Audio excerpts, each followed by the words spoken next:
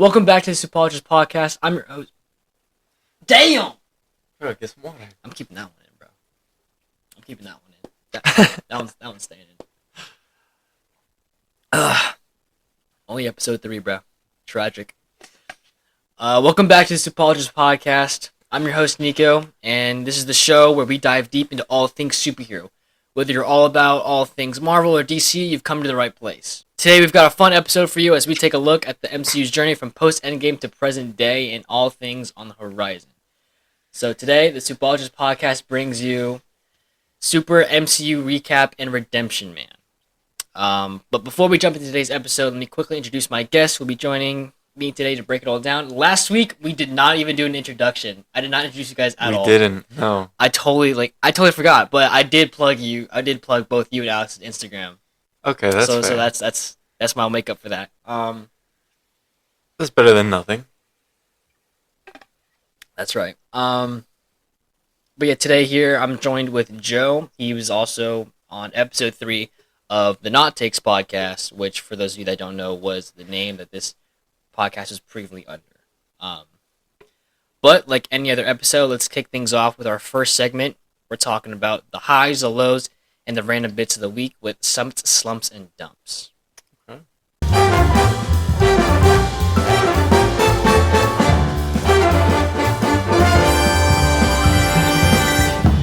Okay, for our first segment, we've got summits, slumps, and dumps. This is where we're going to share a high, a low, and then just something random from our week.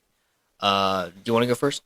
I'll let you go first. All right. My summit, my high, I moved back into my dorm this week, and it was all things went smooth. I didn't have a lot. I had a lot less than I thought I was going to have. That's good. And then my slump, I had to come back this weekend because my car needed an oil change, and I had the appointment for here, not somewhere close to my dorm, to where I live up there. But it's very upsetting because I hadn't even reached like the mile limit or like the date on the sticker that tells you to come back for an oil change. Like, I'm still like far underneath both of those. So why do you need an oil change? Because the freaking maintenance light was on and was like, and my oil life was at 10%. I'm like, bro, what? I don't know. But I was like, might as well. I don't want it to be end up being a problem. Yeah. No, that's fair. And then my dump, the visual quality for episode 2 was mostly a success, especially for it being the first like 3-way recording. Everything went fairly well. The new camera and the GoPro both cut out multiple times and lost a lot of visual footage. Of course. But for trying something new, I think it went pretty well. I do want to apologize to the audio listeners for the audio, because I know the audio is a little, not laggy, but kind of like echoey. And it's because we had that third mic. The third mic was a standalone mic, and it was different to record audio. And then I actually do have one more dump. It's, I'm going to call out Alex, the one that's been on the podcast before. This kid, I'll take some blame because it wasn't, I guess, like, officially confirmed over text, at least. It wasn't officially confirmed. But him and Glenn was one of our spectators last week's episode. The two of them were supposed to be in today's episode, so I had activities and I had stuff planned for this episode for it to be a 3-person episode. Yep. But this dude Alex called out and was like, "Oh, I didn't know we were doing that. I didn't know it was confirmed." We were in person and we literally confirmed it. We were in person and we're like, "All right, so Sunday we'll do recording and then whatever." But it happens. Yeah. And then Glenn has been MIA. Glenn has been MIA all day. Yeah, I don't know what's going on. I have no idea where this kid is. I called other Alex and he was like, he's probably asleep because they went to watch the fights last night. Yeah, but he left by himself and got home. Like, I don't know. It wasn't that late. The fight ended at 1. You never know. I don't know what he's up to. I'm sure he's got some personal stuff going on as well. I'm not going to bash him for that. But Alex, bro. Fake. I'm saying you better show up for our next recording, bro. There's going to be some problems. Because the next time we film, I'm going to have to be going to school the same day. like going back to my dorm the same day. So, heads up in advance, listeners. Next week's episode will be fairly short. I'm hoping that it'll be underneath an hour long. Okay. But I say underneath an hour long, but we're gonna be recording and filming for like 2 hours. Yeah. So yeah. Takes a while. Yeah, that's my summit slump and dump. Okay. Let's see. My summit so far is I got my car fixed. I finally got everything that I need done for that. Car's working perfectly fine. No problems so far. Power's great. People are great. Taking a bunch of pictures of the car. My slump is probably taxes. I'm not looking forward to it. I got to pay a lot in taxes, supposedly, to some people, maybe. So I'm not looking forward to that, as I'm sure a lot of people aren't. And my random dump, honestly, I've just been hanging out a lot recently. Not too much has been going on, doing a bunch of car stuff, doing a lot of photography, taking pictures, getting pictures taken. I want to go. I have a trip planned for next week to go to Tennessee for some driving, some photos, and all of that stuff. So hopefully that goes well. Nice. I mean, we also have the meets tonight. That's true. We do have some of those. Yeah. For those of you that don't know, quick shout out to my friends over at Factor R. I am their videographer and editor for their content channel. I'll make sure to leave their link in the description. Yes, sir. It'll also probably pop up like somewhere. I don't know if I think it's over this way, down this way. Yeah. Somewhere over there. Oh, somewhere over there. I don't know. But yeah, shout out to you guys. Be seeing you soon. I wish them nothing but the best for that group. But yeah, that's going to do it for our summits, slumps, and dumps.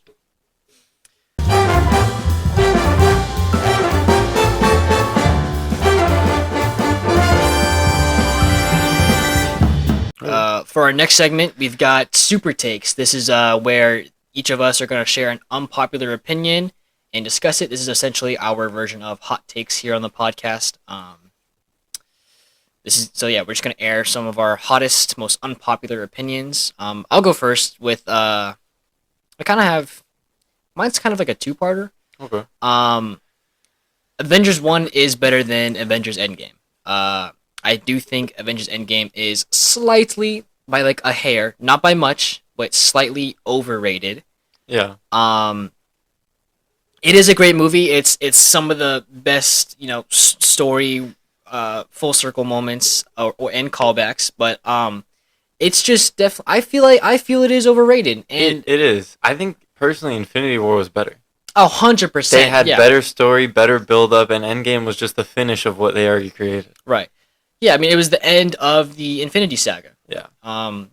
Yeah, if I had to rank the Avengers movies, the four of them, I would say Infinity War, Avengers 1, Endgame, and then Age of Ultron. Okay. What about Civil War? Civil War is a Captain America movie. Although it does have the Avengers in them, it's titled a... Fair enough, okay. And I'm pretty sure it is just Captain America. I don't think it's Avengers Civil War or anything like that. No, it is Captain America. I was just thinking that was part of it because of Secret Wars, but... Well, Secret Wars is actually an Avengers-based comic line. Yeah. But, I definitely think Avengers 1 is top 1 MCU movies. Top 5 at least. It is a great starter. I mean, that's where it started everything. Mm-hmm. So you have all the different storylines all meeting into one. Yeah, exactly. And just having this massive battle and story that goes into something even bigger. I mean, they did amazing with that. Yeah, there's no other franchise that has been able to pull a whole bunch of different stories together like the Avengers did. Not really, no. Not even X-Men. Justice League definitely didn't do it. No. X-Men, pretty much, they were already together. All it was just including Wolverine into it. Yeah. Then they went into the backstories, but they had already started as a team. Those prequels are like they're not that great. Good. They're not that great. But yeah, no, I definitely think that's top 5. If I had to go through my top 10 MCU movies, starting from number 1, Infinity War. Okay. Number 2, Winter Soldier. Really? Yeah. Number 3, Civil War. Number 4, No Way Home, Okay. and then number 5, Avengers 1. That's my top 5. I think that's a pretty That's solid a pretty solid top 5. 5. And then number 6, following Avengers 1, is Iron Man. Mm. And then this might be a hot take or not, but I kind of addressed it in last week's episode. But I have Iron Man 2 as my number 7. I am very pro Iron Man 2. Yeah, that was a good movie. I didn't think it was bad at all. And then I have Guardians of the Galaxy number 8. I might make the argument, or might Which one? Guardians, just the first one. Okay, that was a good one. I would say that Guardians of the Galaxy could be placed over Iron Man 2. I'd be completely fine with that. Number 9, I've got Guardians of the Galaxy Volume 3, though. Okay. The first one's definitely the best out of the 3. Oh, for sure. I really do like the third one. And then my number 10 is Black Panther. That was a good one. I do like Black. I just recently watched Wakanda Forever. That movie is so great, except for the fact that you can't see anything half the movie. Namor is a great character. I think Alex had some problems, like he was very underdeveloped and not included, which I agree with. He didn't look anything like how Namor really should have. Besides the ears and Skin tone, the wings, skin tone, and the like the necklace thing. Yeah, that's pretty much it. And I'm pretty sure the underwear was pretty accurate. I think I'm not. I know it's green and black, but it might be like a different pattern. They made him seem like super underwhelming, when I feel like he should have been more of this buff, tougher, harder to beat character than how they made him. I did like, though, how they introduced that weakness that like he like powers himself back up by going into the water. That was pretty cool. So drying him out was very nice, and it's so good because in the beginning of Wakanda Forever, there's like an immediate aura moment, like Wakanda is being attacked by all the other countries because they want vibranium and whatever, and then it just like opens to like this military group or whatever, these operatives trying to sneak into a Wakanda facility and steal Wakanda vibranium, and the Dora Milaje just comes out and you hear that music and it's like, oh shit, something's about to go down. It's business. And then I know in one of the episodes before, Alex and I were talking about how like Riri Williams was very randomly placed and not very well included. Mm-hmm. I very much did like her character. Rewatching the movie, it was like, dang, she's actually a pretty cool character. She's very college student-esque. Yeah. I'm saying that as a college student as well. You can speak from experience. Yeah, I very much resonated with her character and her, backstory. Without, besides the scientific background and everything, that I don't have that at all. Right. But other than that, I did like the movie very much. I think my rating is still like a 9.5 though. I don't think it changes at all. I mean, that's fair. Yeah. I mean, I could go into like my top 15, but I would just say that after Black Panther 1 is Deadpool and Wolverine. Specifically because of the cameos. That's it. Yeah. That's really it. Because that movie, for me, I think I would rate that at like an 8.5. It was good, but I feel like it felt weird to watch it. Compared to the first Deadpool, where it's like, it's your first time seeing it, you grew up playing the games, the comics, all of that, and then you get to see Ryan Reynolds be Deadpool. I think that was just best. Yeah, the first one's definitely the best one out of the 3, but Deadpool and Wolverine's very MCU-ified, not only because it's now in the MCU, but because of the whole inclusion of the TVA. True. I mean, that's the only way that we were going to get a Deadpool and Wolverine movie was through that. Yeah. But, I mean, now we might see him in Avengers as well. So yeah, I think we're getting him in Secret Wars. I don't think we're seeing him in Doomsday. I think we're seeing him in Secret Wars. I think that's where he comes through. I don't remember him in Doomsday. Yeah. And then what's your hot take? My hot take. I'll have to say I don't think Shang-Chi is as bad as people think it is. Oh yeah, no, absolutely not. I don't know if it's just me, but the animation, the storytelling, I didn't think it was that bad. It felt a little rushed here and there, but it wasn't like, I mean, me personally, it's in my top 5. Yeah. So I know a lot of people really didn't like it. And the second one, I'm pretty hyped for. I think they could do some decent stuff with that, especially with Doctor Strange being in their story now. So that could be tough. You know, I very much did like Shang-Chi as well, especially for the choreography. Yes. Yes, the pacing in it is a bit, poor, but other than that, I did like that. I did like the characters. I liked how we actually got to see like the Mandarin, and then we got a call back to Trevor Slattery as like the fake Mandarin, like where he's been all this time. That was pretty cool too. And then I always love seeing Wong, and then we also got to see the Abomination for a brief second. Yeah, which was pretty cool before they turned him into this nice prisoner that's turned his times and changed. I don't know. That was weird to see. Yeah. She-Hulk sucks. She-Hulk sucks. Yeah. We're ending today's episode off with Cinemasterpiece. But I agree. She-Hulk absolutely is. It is one of the worst MCU shows. Sure. I don't know why they even decided to do that.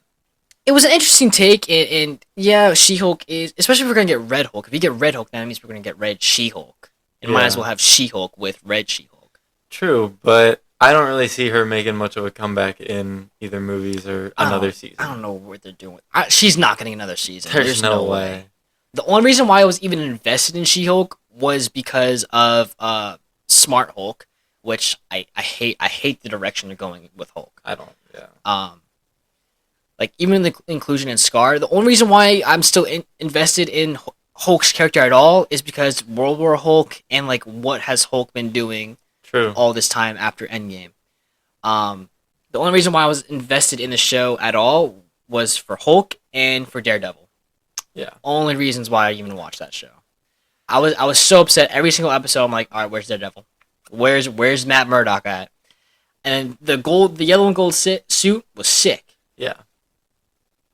He also just could not have been in the show at all. Like, I feel like they kind of like disrespected his character a little bit. They did, but it is what it is. What can you do?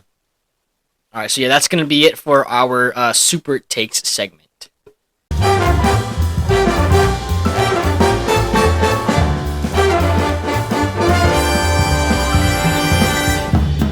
All right, for our third segment, we've got Supe-Pitches. This is where each of us are going to pitch a movie or show idea we'd love to see on the big screen. Yep. I'll go first. I really want to see... I think, if I hadn't already, I think I addressed this on the Not Takes, but for the Supeologists Podcast, I'm going to reiterate it. I would love to see a Kaine Parker series or trilogy. I think... I'd be more into a like TV series type of thing. I'm always going to be more of a TV series type of person because there's a lot more depth, especially in lore you can get into. Is that so? Oh, right. For those of you who don't know who Kaine Parker is, Kaine Parker was initially introduced in the comics during the Clone Saga. He is a type of clone called a synthezoid. He is a clone of Peter Parker created by the Jackal. That is Gwen Stacy's uncle. He has similar powers, but he is very more like the Jason Todd version of Robin. You know, he's more violent and unstable. He's a brute. He was initially a villain, but later on, Kaine seeks redemption. Later becomes the fifth major version of the Scarlet Spider. So the Scarlet Spider that we know is Ben Reilly. Right. Cool. And he fights crime in Houston. His character is much darker and more ruthless than Peter, but he works towards being a hero, trying to atone for his past. He's very much the Red Hood of Marvel. Mm-hmm. He's more of an anti-hero type of... I mean, that's still pretty cool. That's not something you really see, so that would be something interesting for sure. So yeah, I'd like to see a Kaine Parker Spider-Man series. Maybe one episode takes off with him waking up from his clone chamber, and the story builds from like day one. Mm-hmm. Or maybe the series takes off with him already as the Scarlet Spider, and as his story moves forward, he keeps running into his past, his ruthless days, his origin, and his path to the anti-hero he is today. So like maybe he's like...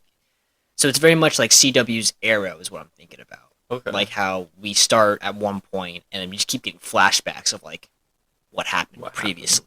Right. Okay. And or maybe within his time as Scarlet Spider, he learns that he is a clone. Like he's like, oh wait, what? I'm a clone, and it becomes this mystery he has to solve while dealing with the burdens he has as being Spider-Man. That would be interesting. I mean, really, the only like anti-hero you really see is like Moon Knight, because he's not really a hero, but he's also not like a bad guy. Right. So I mean, that would be pretty interesting. I'd watch that. I'd really like to see and plus it goes into the whole synthezoid plot. But what would your pitch be? Well, my pitch, and the reason I asked why that was Silk is because my pitch was going to be Silk, was to see either some sort of movie of more of her story, because I know they wanted to bring her into the next Spider-Man movie, I believe, or they mentioned her in some capacity in it, somewhere, and whether it be a standalone movie that they could do, or just like how they did with Moon Knight, have a show including her in her story, because I feel like she's kind of an underrated character. Like you don't see a female Spider-Man, so all you have is Spider-Man. I feel like they could have that turn into something, and then Spider-Man, MJ, and then Peter Parker and Silk. I feel like that'd be pretty cool. Yeah, I mean, there are multiple female Spider-Women, but Silk is one of those. Like, I feel like the most common one that everybody knows about is Spider-Gwen. Other than that, Silk, Madam Web.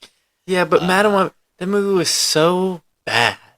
I'm not even talking about the movie. I'm talking like she's like her comic character, and then there's like a Hispanic Spider Girl. Yeah, but there's like Spider Girl, Spider Woman, Penny Parker. I don't. It's like Arachnia or something like that. I don't know. I don't know the name. I don't know it. I don't really know anybody. Any female Spider Women. I think that just after Madam Web and how terrible of a movie that was, they could easily redeem themselves if they were to do this movie right. I would not trust Sony with any more Spider-Man. I don't think Sony will do it, but I think if it was like the Russo brothers, I feel like they could make something out of that. I still don't know what they would do, whether it be a movie or a show, but I feel like if that could redeem Spider-Women and their name. Yeah. Because Madam Web completely ruined it. I don't think the Russo brothers will ever do anything. I hope they don't do anything Spider-Man. Even though they are brilliant directors, I feel, because their movies are more like tactical, spy, espionage, group. They're Cinemasterpieces, pretty much. Basically. Like you've got, recently you've got Gray Man, you've got all the Captain America movies, Endgame, and then upcoming Secret Wars and Doomsday. Those are all the Russo brothers. Yeah. Which hopefully and most likely will do really well. Oh, I hope so. I don't see how they'll mess them up. I wouldn't say that they can't. But yeah, these pitches are these are two very unknown characters, and they're both Spider-Man characters. So I would very much like to see both of these on the big screen. That would be tough.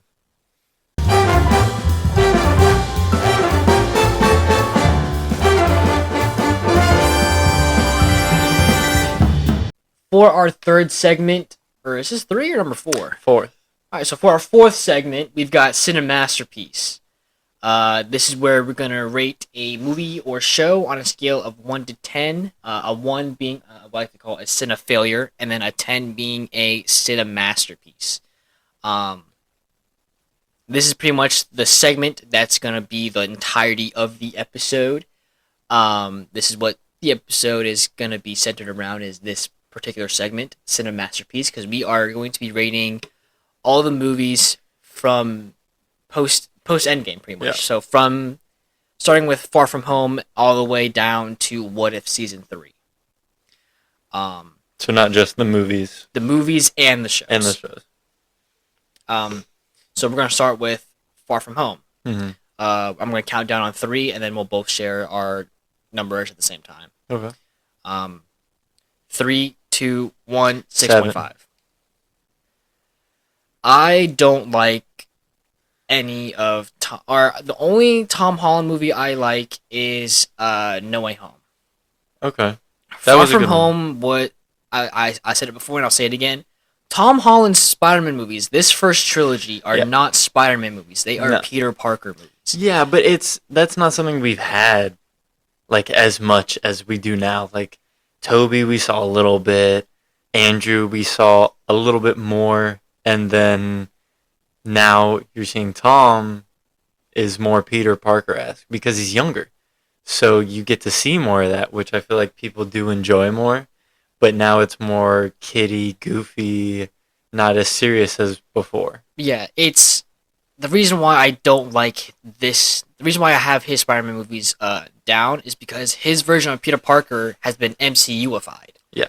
It's tied to the MCU. That's why I'm so excited for the next Spider-Man trilogy, because it's not going to be tied to the MCU. It's going to be its own thing. And I actually want to go back to there was a comment on one of the posts on the podcast for the Instagram's podcast. Let me see if I can find it real quick. But why did you give it a 7?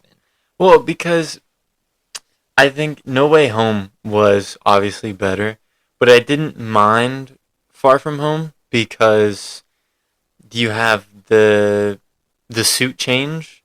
You have Mysterio, which I thought was pretty sick. Mysterio's always been one of my more favorite villains of Spider-Man. Mm-hmm. So I think that for me was I thought it was cooler. And as well as, just still the story progressing, but him also getting with MJ and them, I guess, confessing for each other at one point. I just thought it was much better than the first one. Like, Homecoming was not that good. I like Homecoming far more than Far From Home. Really? Not far more. I think I had that one at a 7. The Vulture is a cool villain, and I don't mind the story. I do like the start of it, and because it is his start, so I do like that part. But otherwise, I feel like Far From Home just sort of capitalized on what Homecoming didn't do as much, and then No Way Home did better on everything. Yeah. Homecoming was a better Peter Parker movie. Yeah. We actually get to see Peter Parker more as Peter Parker and being like, ugh, I want to get out of school. I want to get out of school and I want to go do superhero stuff. That's why Homecoming, to me, is so much better than Far From Home. Far From Home is that one's very much tied to the MCU. I will say for both of the movies, though, the villains are great. Jake Gyllenhaal, Michael Keaton, fantastic. I really liked both of them as their villains, as Michael Keaton as Vulture and Jake Gyllenhaal as Mysterio. Those are great. Far From Home, I did not like Nick Fury's involvement at all. There were several unneeded scenes in that movie, such as Brad taking a picture of Peter in the bathroom or whatever it was. With the agent. That was just it didn't need to happen. I understand it, but I did not like the spider, the shield suit that he got. Yeah, I get it. He's in Europe, Spider-Man, secret identity stuff, but he didn't really need it. And then I don't like the Spider-Man suit. You mentioned it.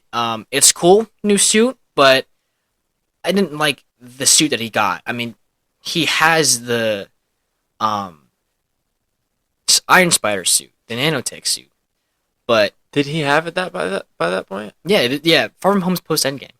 He gets the nanotech suit in Infinity War. Yeah, but he didn't use it.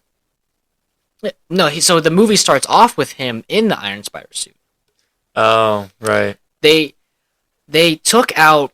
There's a deleted scene of Far From Home where he's in the Iron Spider suit and he's stopping like a mafia or like some sort of gang inside of a restaurant. That's such a good Spider-Man scene. They should not have cut that out at all. I don't know why they did. But yeah, there was a lot of things that I didn't like about Far From Home, and I feel like Homecoming was a much better Spider-Man Peter Parker movie. True. I just think it was above average. That's why I give it a 7. Now when I get into the three of them, I think Tobey has better movies and is written better. I think Andrew Garfield is a great Spider-Man, and then Tom Holland's just a good Peter Parker. Yeah. I'd agree with that. On the Supeologists Instagram page, from Flip the USB Twice, they said, my problem with Tom Holland's Spider-Man is that he relies too much on the MCU.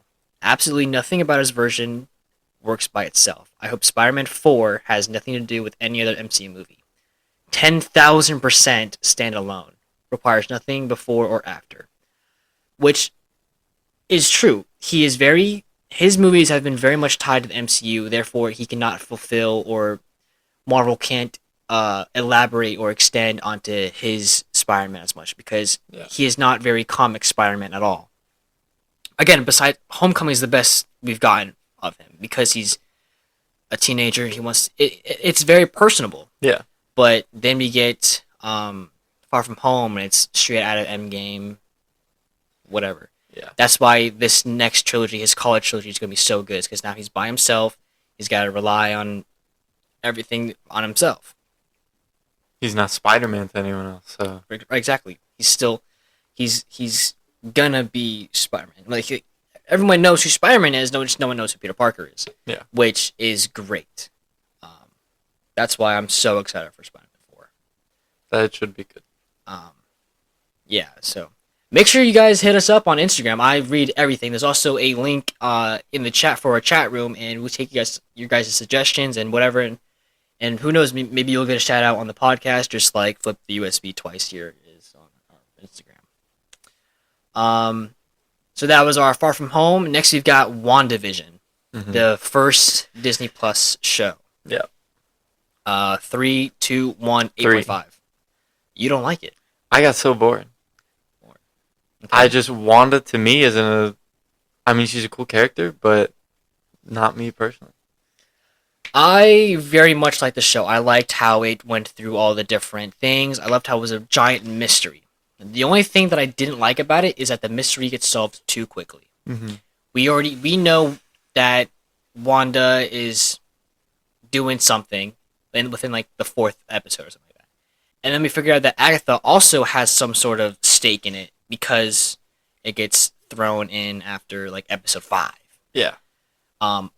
If they had just dragged that mystery out, it definitely would have been like a 9.5. It moves very quickly. I don't know. To accommodate for like the time periods that they do. Yeah, it's a little rushed. I did like how we got to see. I did like the Halloween episode. We got to see all the comic accurate suits. That was cool to see. I liked how they brought like the Sony X-Men Quicksilver into the thing. I did not like how they played it off as a boner joke, though. No. That pissed a lot of people off. I loved watching each new episode and being like, oh, like watching all the let me get my thoughts together. I liked when like each new episode came out, I would always watch the theory videos. Like every episode, there was a theory about Mephisto. Because his children are born or manifested from Mephisto. Right. So when Ralph Boner's Quicksilver said, "Unleash hell, demon spawn," like everyone was like, "Oh, that's Mephisto." Yeah, the breakdowns of it, the theories of it, I loved it. It was such a fan-based, or like a fan fiction dream. So yeah, I gave it an 8.5.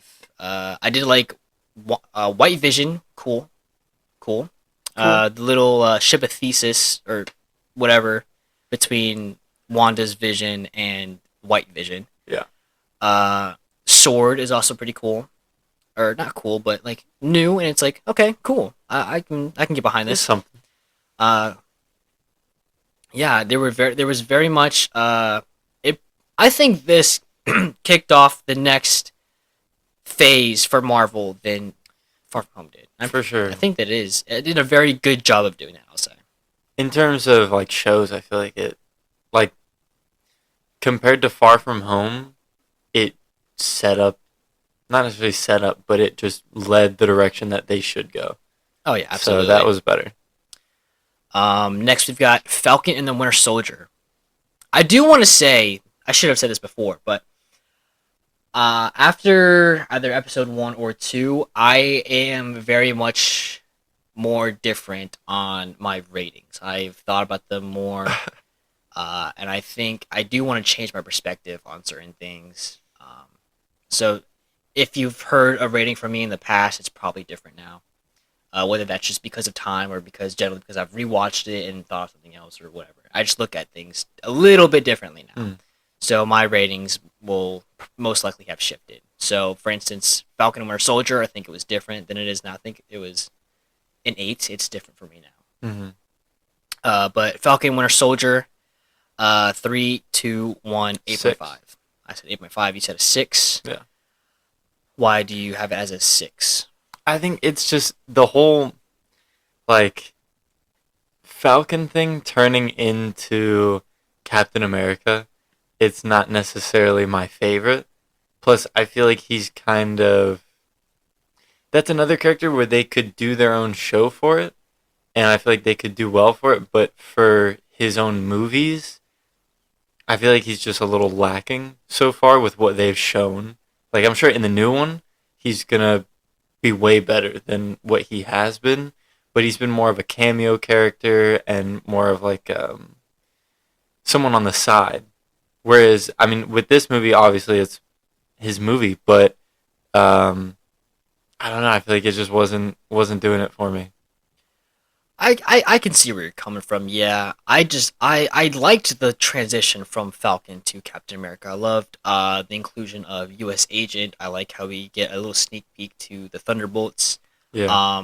And moving forward into Brave New World.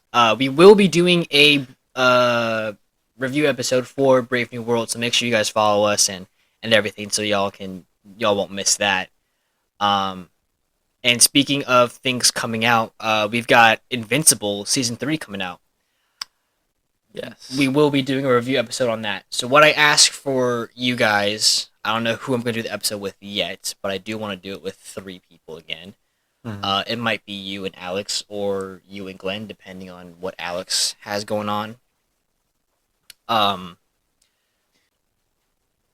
Yeah, I do want to do a review on that. The first 3 episodes first. Right. And then once it's done in like February 19th, I think it is.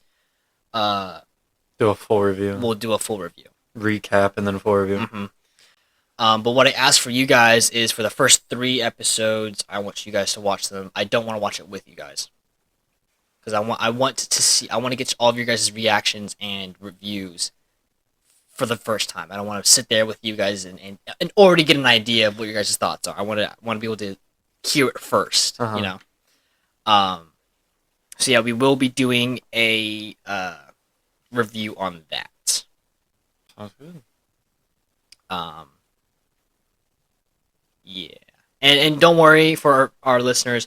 We do our videos 3 weeks in advance, so that when we do a review episode, we have that no spoiler grace period for you guys. But so I gave Falcon and Winter Soldier an 8.5. You gave it a 6. Yeah. I don't like the Flag Smashers as a villain, but I liked U.S. Agent. I wish we got more of U.S. Agent. Yeah, it's not like I remember watching it, but I don't think I cared too much to remember much from it. But you also have the whole Super Soldier arc, and then you get Baron Zemo in there as well, and that was interesting. Some closed circles and open circles for Wakanda and Bucky as well. Yeah. But yeah, okay. So moving on, we've got Loki season 1. That's the 3rd Disney Plus. Right. 3, 2, 1, 8. Oh yeah, I was gonna say 8. You're gonna say 8 as well. All right, yeah, I like it. I like Owen Wilson and Tom Hiddleston. They've got the good buddy cop. I'm a sucker for a buddy cop. Yeah. Comedy. I mean, Loki, like before he was a side character and then he turned into a villain, but I think the direction that they've taken him now is so much better than having him stay that side character because he plays a big role, especially now in terms of it. And season 1 was a great setup for even season 2. Yeah.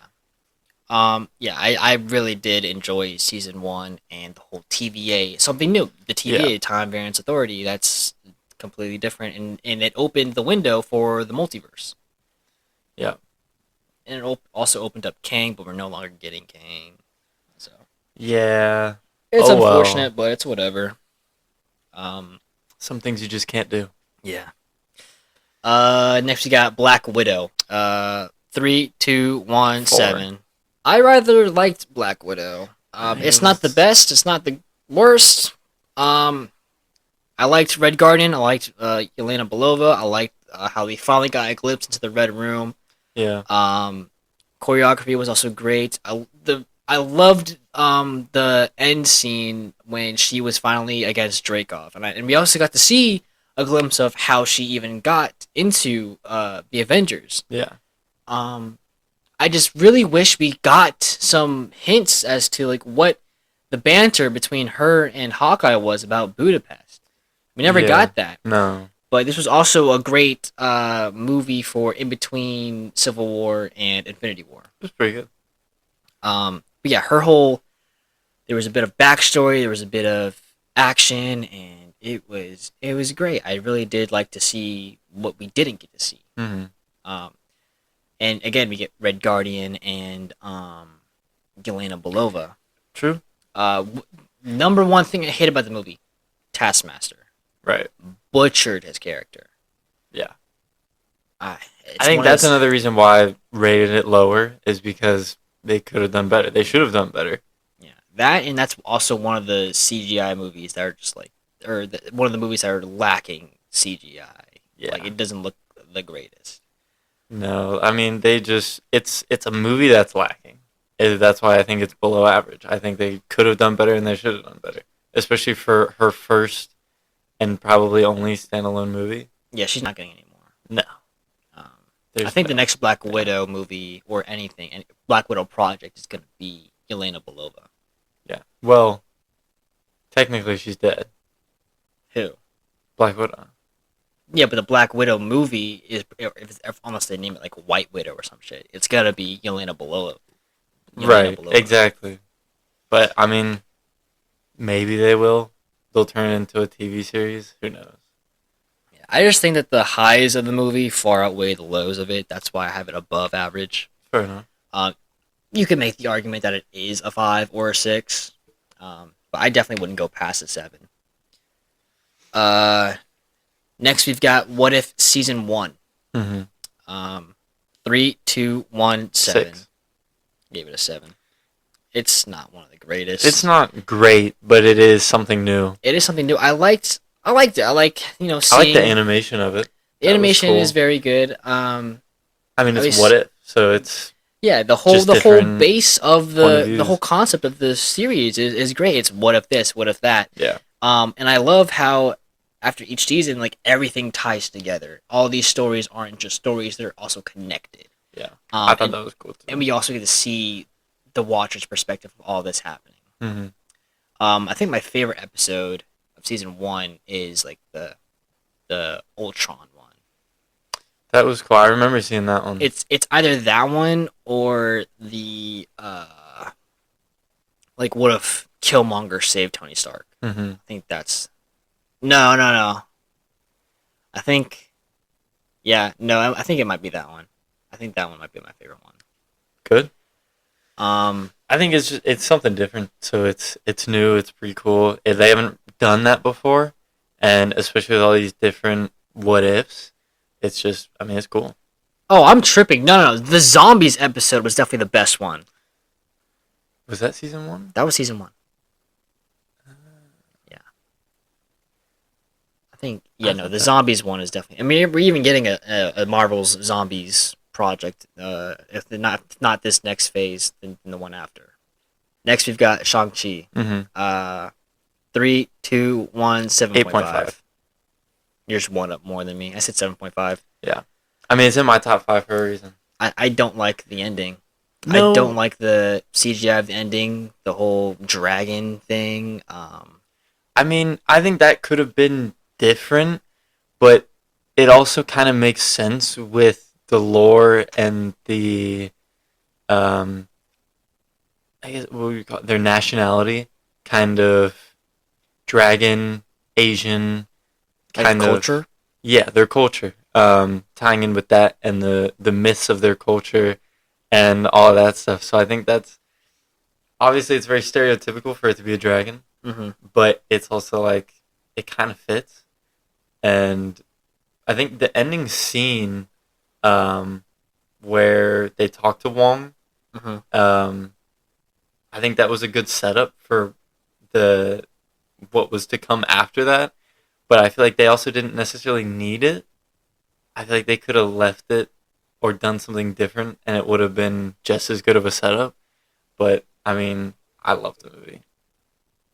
Yeah, I mean it's not. It's a good movie. It's one of the higher ratings. I think anything above a 7 is a good movie for me. Hmm.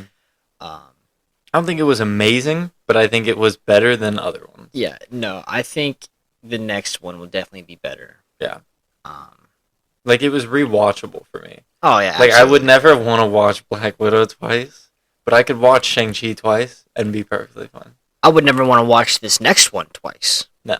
The next one is Eternals. Yeah. Eternals. 3, 2, 1, 2. 5. Why the hell do you have it out of 5, bro? Now, it wasn't a good movie, but I think it was just interesting because it is something different. You see the Celestials, which I don't believe have been in anything other than What If. Um, but I Guardians of the don't, Galaxy. yeah. But, I mean, I think just the whole, they could have gone more into that because the Celestials lore is pretty cool. Absolutely. Which is why I liked it. But other than that, I mean, the powers were kind of cool, I guess.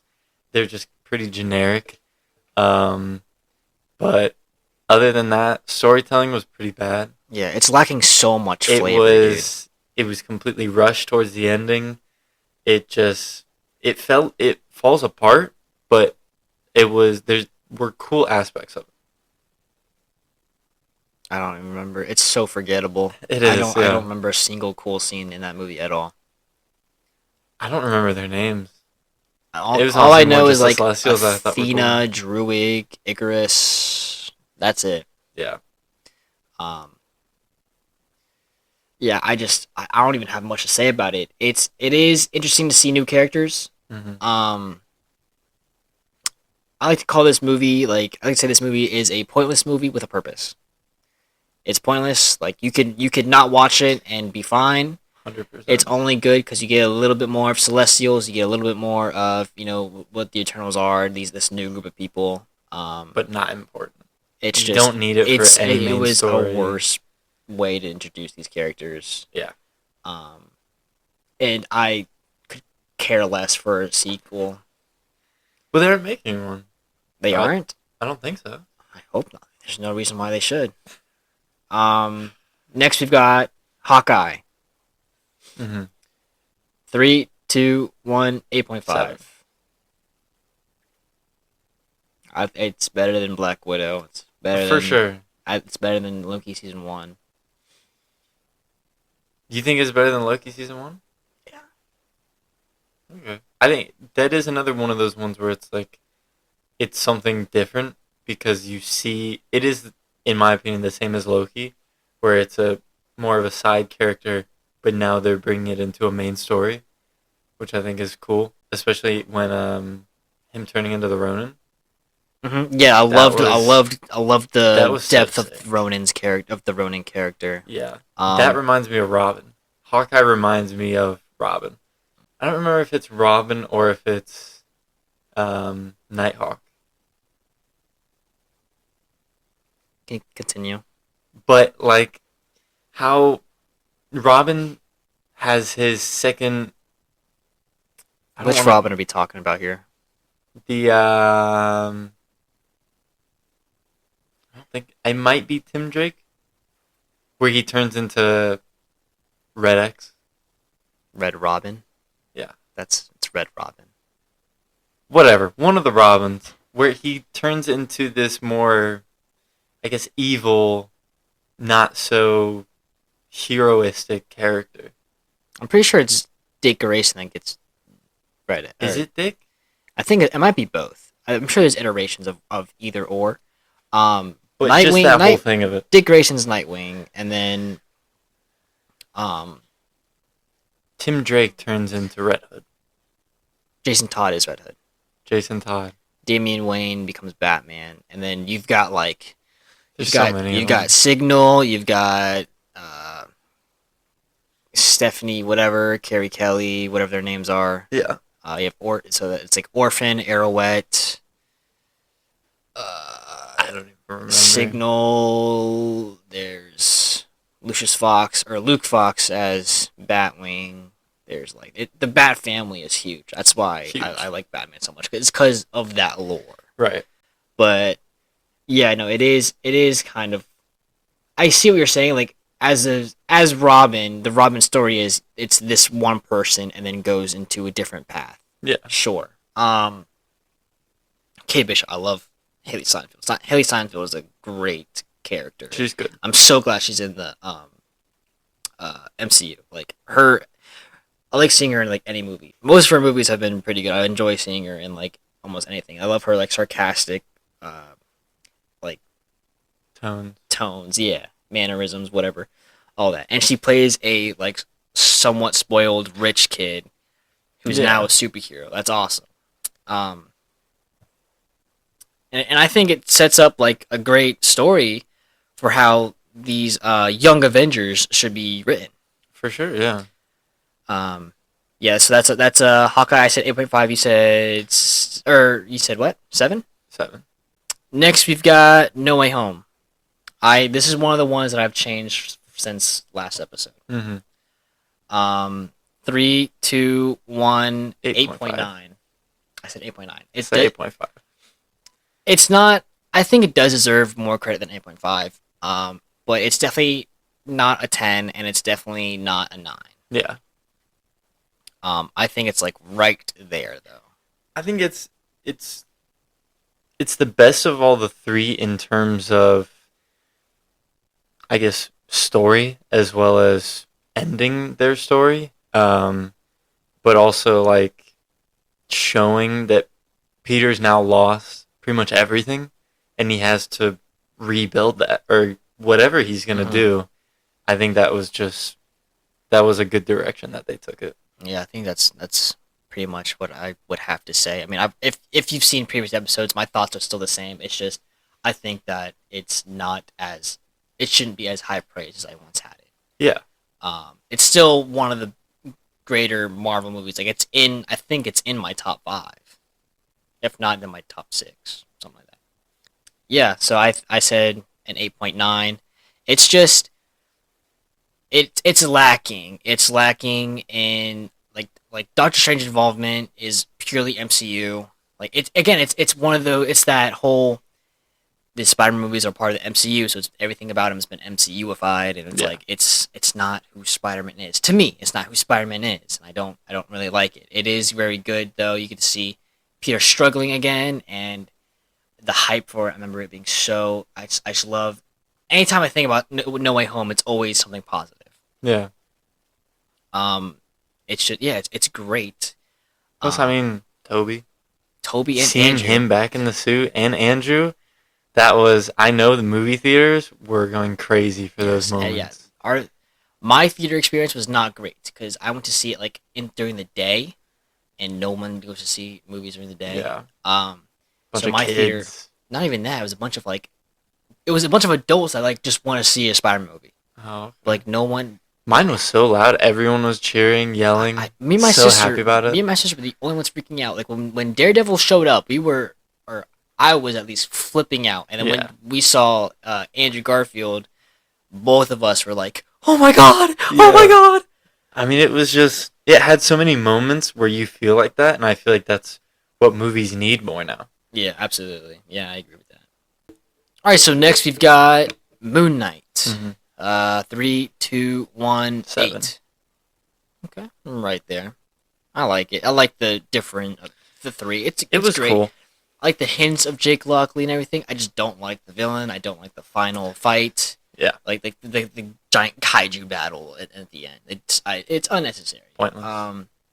I do like the whole Mr. Knight and Mark Spector, like them like Battling each other. like flipping back and forth and like alternating. The combos That are was insane. that was pretty cool. And a really good actor for that specific. Oh yeah, thing Oscar as well. Isaac is great. I mean, he also did that very voiced what's his name? Miguel O'Hara, Spider-Man Yes. 2099. Next we've got Multiverse of Madness. 3, 2, 1, 2. 6.5. You said what? 2. 2? Waste of my time. You like Eternals more than Multiverse of Madness? I feel like Eternals wasn't as much of a waste of time as Madness was. Multiverse of Madness was way more purposeful. Because Eternals, I watched through a website, not illegally, and Madness, I spent money to go watch that. I wish I got my money back. I didn't spend money on it. I didn't see it until it was like on Disney Plus. Oh, so yeah, you weren't hyped to see it either. I was, but You didn't go out to theaters to see it like I I did. didn't have the money to buy a ticket, bro. Well, it was. Anyways, it was just pointless. I mean, I liked, It had some cool parts. yeah, Scarlet Witch as, seeing the Scarlet Witch as a villain and Yeah. like and we get a glimpse further into the multiverse and daydream or daywalk or dream walking and incursions, and then we get to see the Illuminati. Even if it was 4 or 5 minutes, Yeah. we still got to see them. Charles Xavier confirms X-Men is in the MCU. Black Bolt confirms Inhumans are in the MCU. Mm-hmm. I think it was so much more purposeful than Eternals. Yeah, for sure. Well, that actually leads something in the MCU story, whereas Eternals is more of like just kind of off to the side, like a side project they just wanted to make because they felt like it. But like all of those things you mentioned are the reason why I got it too. Like if it didn't have those things, it'd probably be lower. I just wouldn't care for it at all. I mean, it's definitely lacking plot wise. Yeah. Compared to the first Doctor Strange, I thought was I think I pretty. would rate that like a 7.5. pretty cool. Compared to this one. Compared to this one, absolutely, yeah. Next we've got Ms. Marvel. 3, 2, 1, 4. Nice. Enough said. Enough said. Yeah. Now we got Thor: Love and Thunder. 3, 2, 1, 7. 4. I don't like any of the Thor movies. The first 2 are because they're boring, and then the last 2 because they're not Thor. It's not Thor. It's not who Thor is. I only said that because I haven't seen a Thor movie in so long. So to finally see one, whether it be now turned into MCU Thor, it was just kind of a good refresh. Even though it was boring, lacking, and almost felt depressing to watch because it was like I'm really sitting here watching this. It was still Thor, and Thor's a sick ass character, whether or not they butcher his character and story now. Yeah, Gore the God Butcher was butchered. Christian Bale, great actor, but come on, Why they write him like that? Seeing all the gods is cool. The end credit scene with Hercules. Mhm. It's Brett Goldstein. I forget what his name is, but the guy from Ted Lasso, Roy Kent. He's Hercules. Stoked about that. That was cool. Yeah, seeing all the gods. Seeing Jane Foster become Thor. That was cool. I'm really just trying to think like what was good about it. I'm really trying hard. There wasn't much. It was just a Thor movie that they necessarily didn't need. I mean, you get a little bit more of Thor's. There was a bit story, but what's it called? That's really about it. Eternity. Cool. Oh, Get to see yeah. him like that though. Really? So you're gonna do it? I guess. Just want to move on to the next one. Next one we got She-Hulk. 3, 2, 1, 4.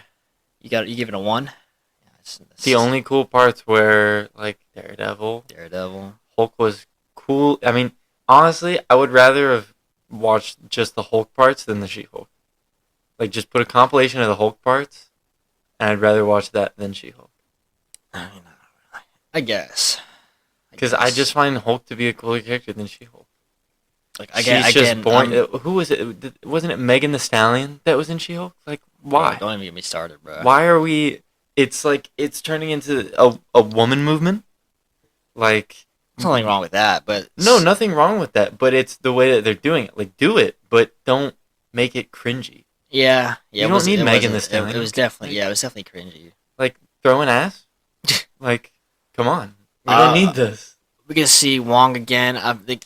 Her breaking the fourth wall is completely unnecessary. What the hell are you doing? I do think that it is a good actress. They picked a good cast for She-Hulk, though. CGI is poor. It's like mid. I give it like a 5.5. I don't like how Abomination looks now. Oh, they butchered Abomination's design. Back in the 2009 Hulk, he looked so Edward Norton's Hulk. sick. That movie was a Hulk movie. That was great. That was Hulk. This is not Hulk anymore. This is nice Hulk. Hulk's not meant to be a nice character. He's meant to be destroy, anger, radiation. Yeah, I do like Jennifer Walters. I like how we get to see her lawyer side a lot. That was and her being a superhero now, like her going from just a normal person who's a lawyer, and now she's got to deal with being a Hulk and being a superhero. Yeah. Yeah, it's not that great. I would rather watch it than Eternals, though. I'll say that. Next, we've got Black Panther: Wakanda Forever. 3, 2, 1, 8.5. I gave it an 8.5. I think it's a really good movie. I'll say it again. With the cards they're dealt, they did a great job making with Shuri becoming Black Panther, her whole arc, the Dora Milaje and the new like suits. What are they called? Like, I forget. It's like, but their blue suits are sick. It's like a whole thing. And they are cool. They included it in Black Panther: Wakanda Forever, and that was great. Ironheart Riri Williams was a good introduction. Just like a little tease. Mm-hmm. I said it before and I'll say it again. Her getting the suit and then leaving without the suit. Come on. Yeah. I will say I think it would have gone a different direction if Chadwick didn't pass away. Absolutely. And I wish that was an option because I feel like I'd like the movie a little bit more. Because, I mean, him as Black Panther, dude, he was so sick. I honestly wouldn't change anything plot-wise about the movie except for making Riri Williams the person who built the vibranium detector. Like, I get it, she is very smart. But I wish, if you're going to include her in her own series, just include her in her own series, you know? There's no reason to introduce this character this early on just to give her a show 2 years later. Yeah, no, there wasn't much of a point for that. So you gave it a 7.5? Yeah. I gave it an 8.5. It's fine. Next, we've got Ant-Man Quantumania. Oh. 3, 2, 1, 6.5. It's not great. I thought it was average. I like the new design. It's kind of more comic accurate designs with the pattern, but I think the whole traveling through the quantum realm was cool, and then obviously Kang was great. Which is now no longer everything about it was great, but now we no longer get anything that movie was for. Yeah, no, I feel like Kang Dynasty would have been cool too. And I don't like the recast for Cassie. I feel like the girl they had before was way better. It was better, but I mean it was just an Ant-Man movie. Acting wise, I think it was fine. I think she was fine, but looks wise, no. MODOK, like butchered MODOK as well. Why is Darren Cross MODOK? That's not who MODOK is. Yeah. No. But seeing this whole world in the quantum realm. It was interesting to see. Yeah. Next, we've got Guardians of the Galaxy Volume 3. Mm-hmm. 3, 2, 1, 9. 8. I really like this movie. I really like Guardians of the Galaxy Volume 3. I think it's very well written. We get to see the backstory behind Rocket. It's so sad. It's such an emotional roller coaster. It really is. So much. Every time I see those clips and stuff on TikTok, it hurts me. It's so sad. And that's what James Gunn is gonna be able to provide us in the DC universe. That's how you know he can do Batman. He can do Gotham. He can do all these characters. Sure. Yeah, I look forward to it. You gave it an 8? 8. Okay. What would be, why not a 9? Why not a 10? Why? I think just because I had so much of the movie spoiled to me because it was only like a month or two ago that I watched it. So I had so much of it already spoiled for me through TikTok, through Instagram, through you guys, that it was like the I guess enjoyment of knowing something for the first time kind of fades away more and more. So I think if I watched it when it first came out, I'd probably say it's around a 9, maybe higher. I don't know. But I still think it is much better than some of the other ones that have been around the same time period. Some of the things I didn't like about the movie were that they butchered Adam Warlock completely. They teased him in the second movie. And then when he first came in, I was like, oh shit. But then, like, I would have much rather had him as like a more threatening, like, side villain, like how in the Batman you get like the Penguin and Falcone, and then the Riddler as the main villain. I would have much rather had that kind of dynamic between Adam Warlock and the High Revolutionary as main villain and side villain. Yeah. Okay. Next we've got Secret Invasion. 3, 2, 1, 6. 4.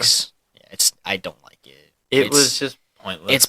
I wouldn't say it's pointless. It's unentertaining. Yeah. But it does introduce some things that... The story was interesting to me, but it wasn't, like, interesting enough to make me really care too much about it. Right. Like, seeing Fury, again, was cool, but it's, like, at first I was very confused at what was going on. Yeah. Until they started to explain it more, and I'm like, you couldn't do this a little bit sooner? It was just a little odd. Yeah, I mean, nothing about the show really held my attention. Nothing about it really, like, got me to spies, keep... I mean, that was cool about it, but, like, it didn't go... It wasn't a spy thing, though. Sure, you can have people who are spies in it, but they didn't make it about, like, spies or anything like that. The opening for it was great. I was invested when I first started watching. I was like, oh, this might be interesting. Yeah, and then like you get to see what all the scrolls are about. You get to see some origins, and then you get to see Super Scroll. Don't like how they portray the Super Scroll. I mean, how else are you gonna do it though? Especially like it's one of those MCU-ified things. Yeah.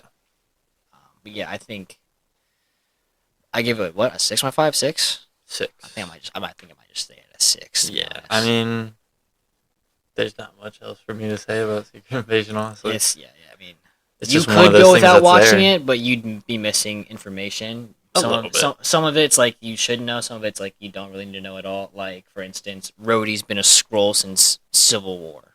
Okay, moving on, we've got Loki Season 2. 3, 2, 1, 8.5. I do think it's better than the first season. Yeah. 100%. I mean, all of the story and the storyline that they went with it, as well as how it ended, great. I think it was written decently well. It wasn't really rushed too much. Mm-hmm. No. There were some pieces where you felt like, oh, that could have been slowed down a little bit, but it was like everywhere else, they did it pretty well. Yeah, I liked it. I liked how it was like sort of a mystery, like what's happening. Yeah, I like anything that involves time that's written well, and this is one of those things. Like, I was not expecting the ending for him to be the Time Lord. I was not expecting that. Yeah, I wasn't expecting. When I saw that, that was pretty sick. That was something unexpected. I was gonna say something else about it that was good. I forgot. Oh yeah, so I've said it before. I think I said it on the Not Takes, but this season 1 and season 2 are completely different. Very. and that's part of the reason why I like this one a little bit more. It's written more to be. It felt more Loki. I feel like season 1 was more Loki. This one was like more character developed. Yeah, I guess like a better Loki. Yeah, it's what it's the Loki that I would like to see in the MCU now. Yeah. Yeah. Compared to the one previously. I agree. Right. Next we've got the Marvels. 3, 2, 1, 5. Yeah. It's mid. It's Marvels. It's just mid. Darman is not even supposed to be a girl. Not that there's a problem with that. It's just that's not how it's supposed to be. It's just something that they didn't need to do. Some of the things I don't like about Ms. Marvel is that she's supposed to say like embiggen, and then her fist or whatever would elongate and become bigger. But now it's just like some mystical artifact that does it for her. She has the ability to harness or control hard light. Mm-hmm. Yeah, it was just not much. It's not. I mean, much. it's a 5. It's a film you go to see just for fun, you know. Bring some kids. I mean, exactly, something you just have stole on some TV. time. Yeah. Next we've got What If Season 2. 3, 2, 1, 7. I like it less than the first one. I do think that it is still very interesting in the terms of like this is what could happen. Like seeing all these stories. Period. It's cool. It's interesting. But I do think that the first season did it a little bit better. Yeah, and the more you see him, I guess kind of like the less you expect, because after seeing the whole first season and these what ifs, you kind of lose or they lose the specialty of them. Like, yeah, it is a what if, but it's like it's not as special as season 1, I guess. Yeah, no, I completely agree. Next we've got Echo.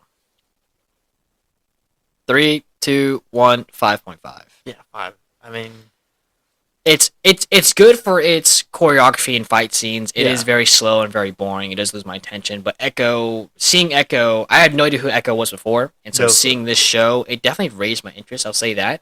But it's definitely I would go without seeing it. Actually, no, I wouldn't, because Kingpin's in it. true. So getting to see some more of that and seeing some more of how like the MCU's like street level characters are living in the MCU now. It was interesting. Her character is definitely interesting now that I've seen it. So I mean, it's just like, I don't know. Watching it for me, it was, like I said, it didn't really grab my attention as much as some of the other ones have.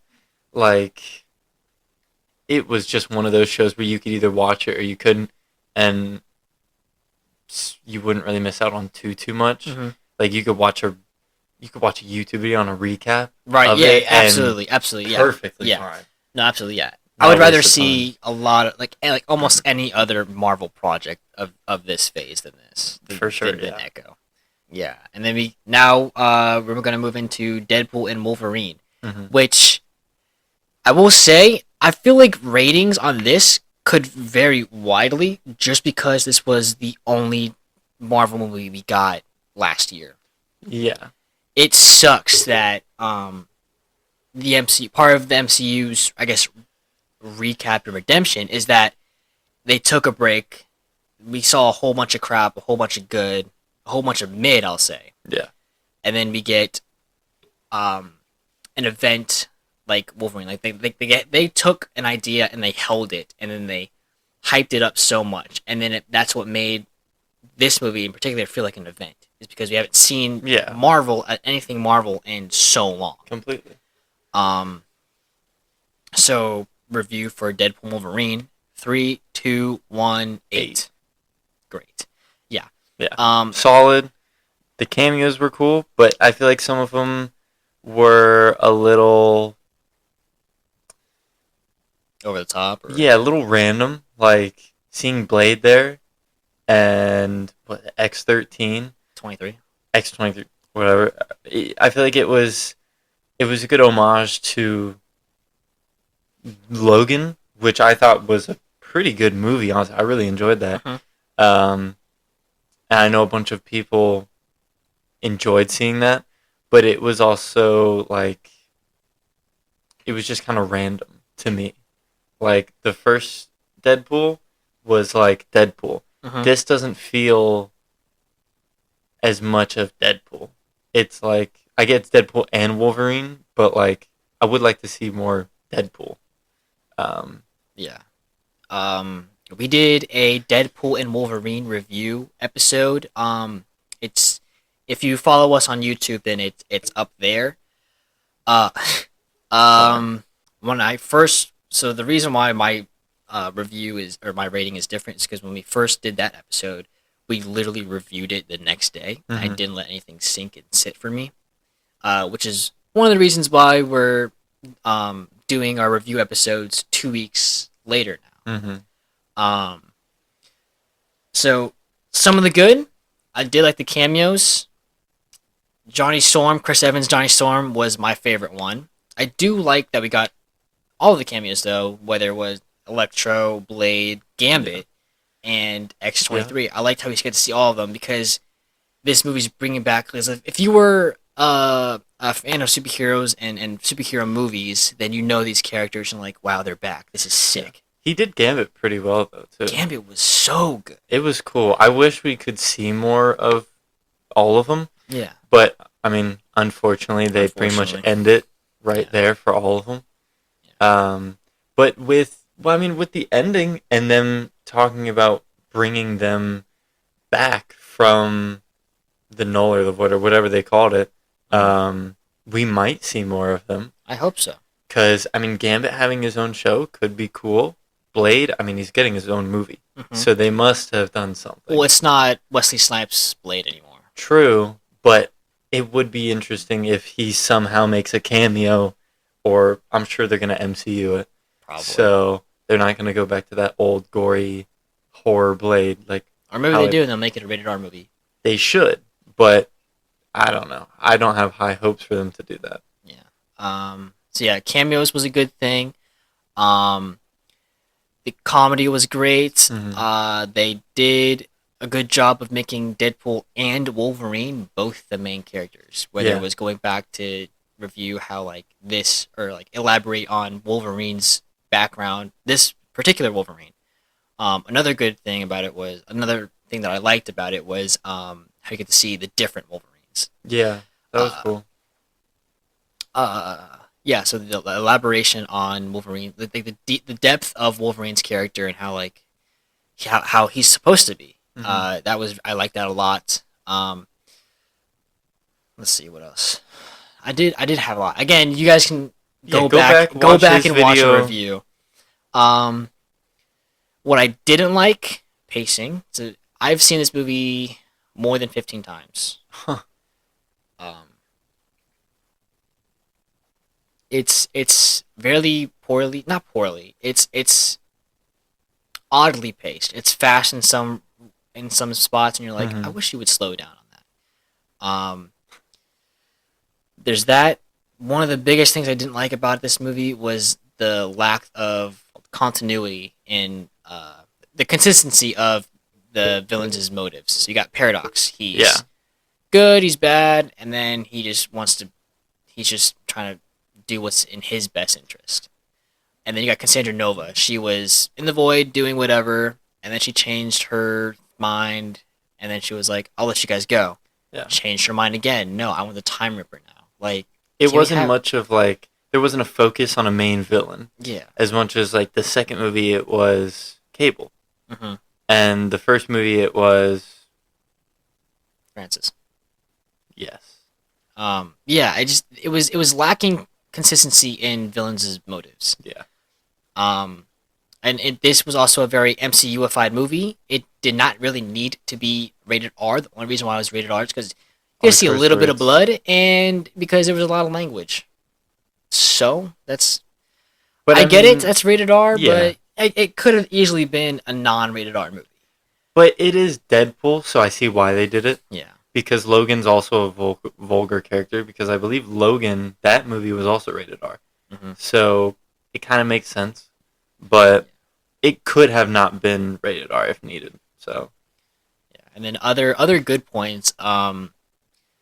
The banter and chemistry between Deadpool and Wolverine was great. The car scene, I love that scene. That was funny. I've memorized that speech. Of course, I have. And then,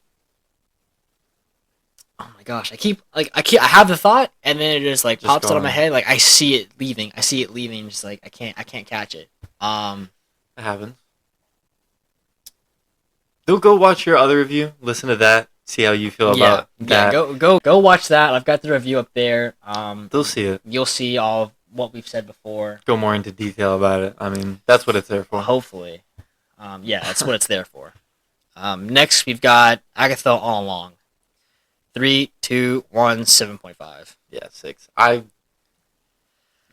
like it because I watched it with my girlfriend, and we liked all the, you could see all these different trials, and then the twist of it being all in Billy Maximoff's mind. Like he manifested all of this. Mm-hmm. I knew it was gonna be Billy Maximoff. I actually knew that the dead body was Scarlet Witch. I called it. I was like, watch that be Wanda. Called it. Yeah. There's a lot of good about it. It's one of those things where it's like I think that the highs outweigh the lows of the show.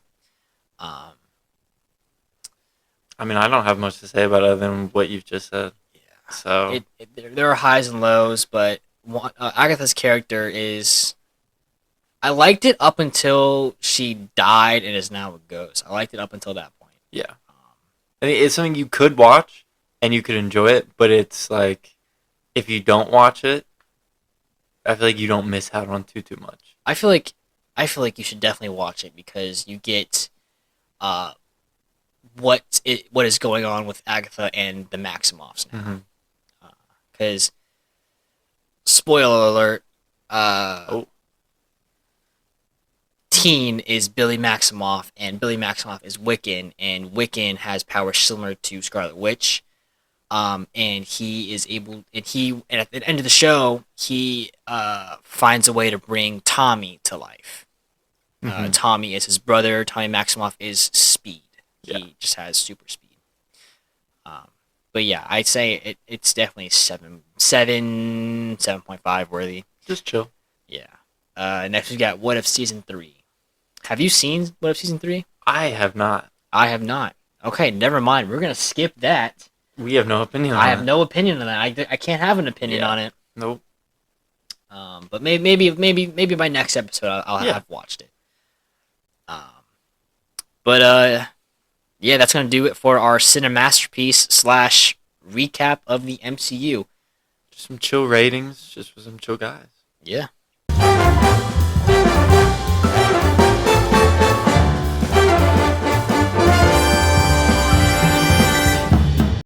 Well, that's going to be it for today's episode. Thank you for joining us. Make sure you guys hit subscribe, leave a like, review the episode, please. And don't forget to share the podcast with your friends. Let us know what you think of the show. What do you like? What don't you like? And let us know about any ideas or fun topics or activities that you guys would like to see on the podcast.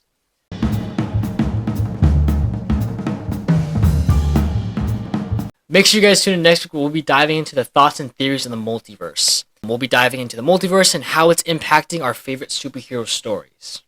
Make sure y'all stay tuned for that, and we'll see you guys next week.